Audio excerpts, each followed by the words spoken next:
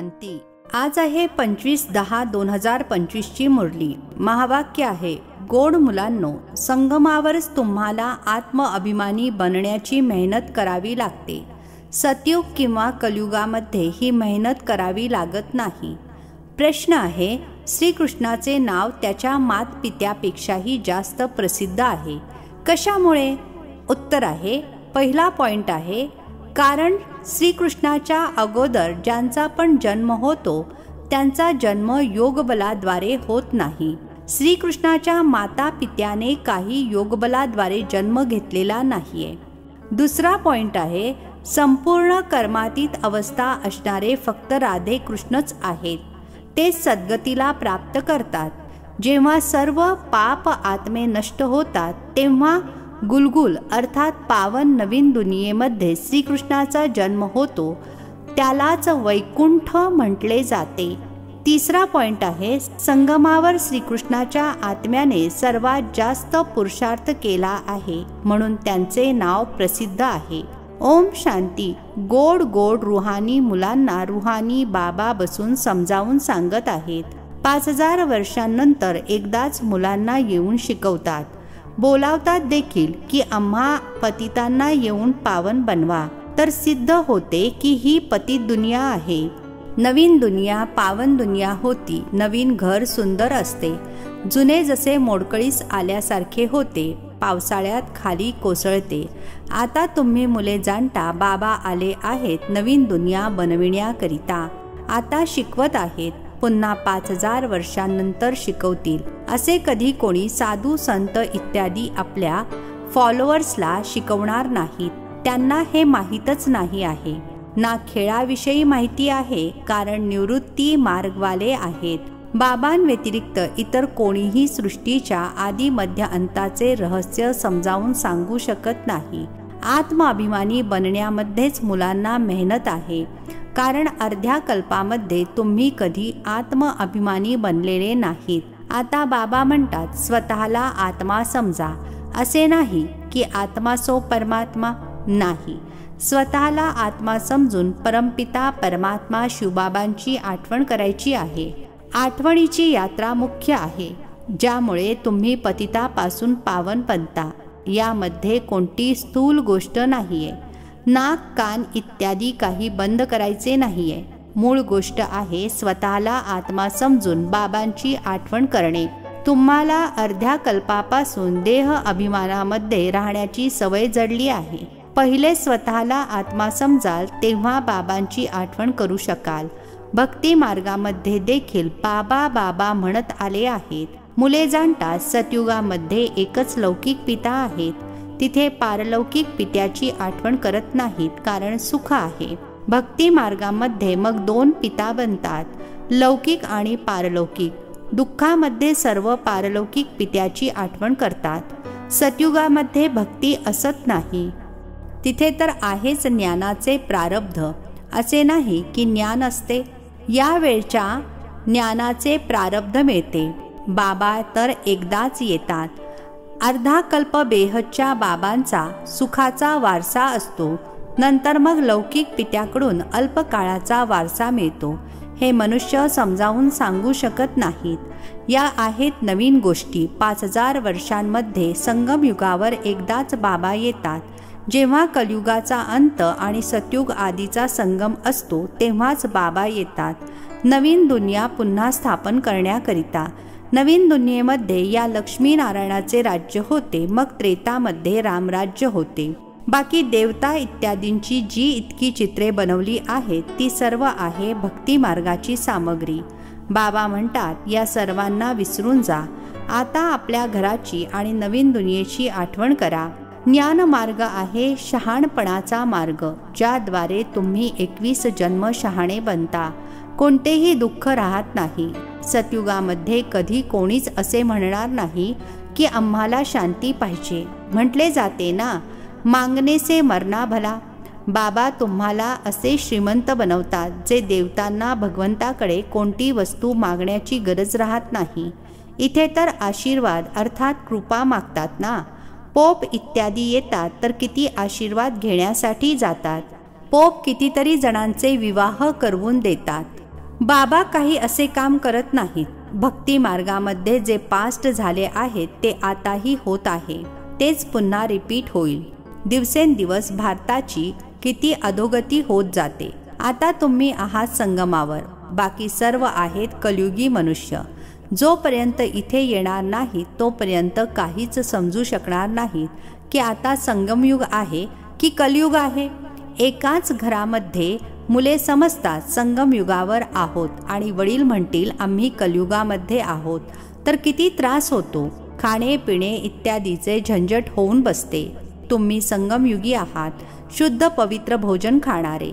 देवता कधी कांदा इत्यादी थोडेच खातात. या देवतांना म्हटलेच जाते निर्विकारी. भक्ती मार्गामध्ये सगळे तमोप्रधान बनले आहेत. आता बाबा म्हणतात सतोप्रधान बना.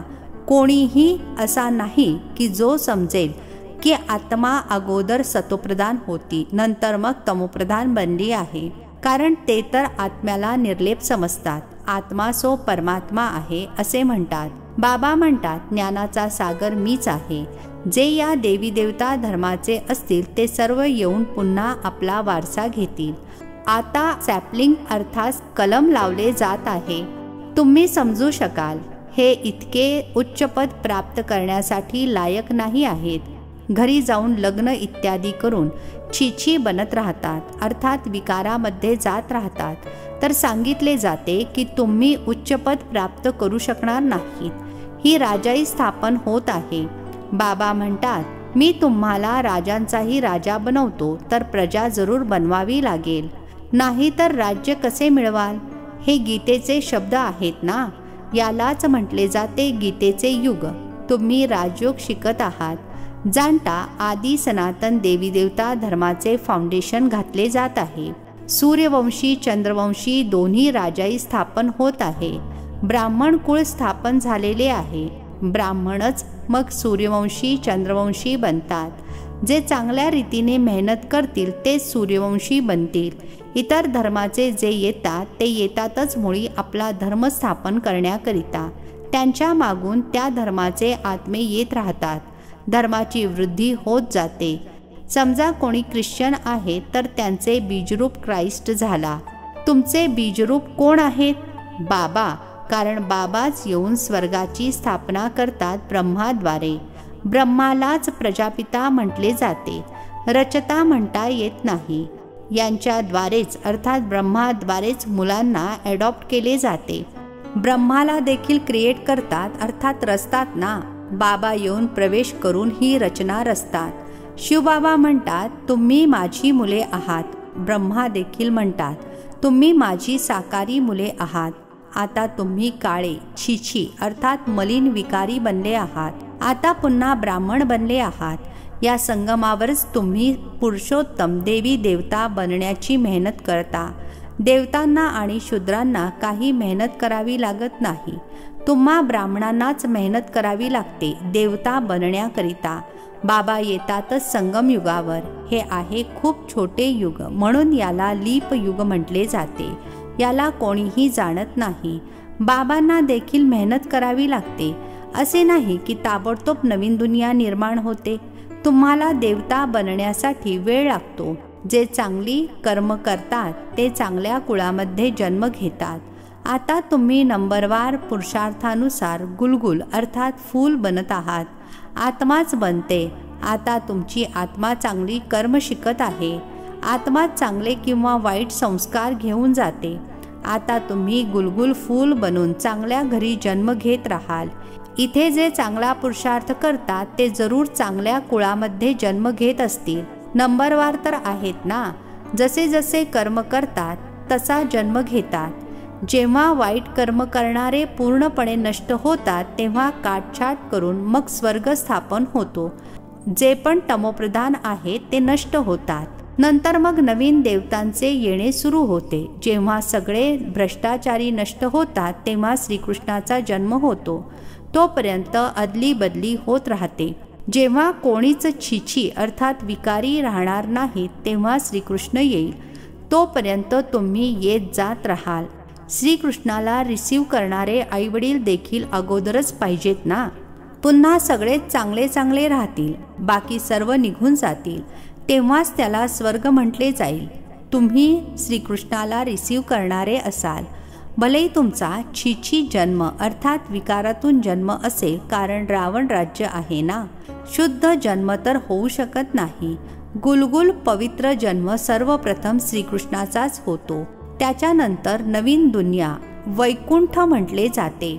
श्रीकृष्ण एकदम गुलगुल अर्थात पवित्र नवीन दुनियेमध्ये येईल. रावण संप्रदाय एकदम नष्ट होऊन जाईल.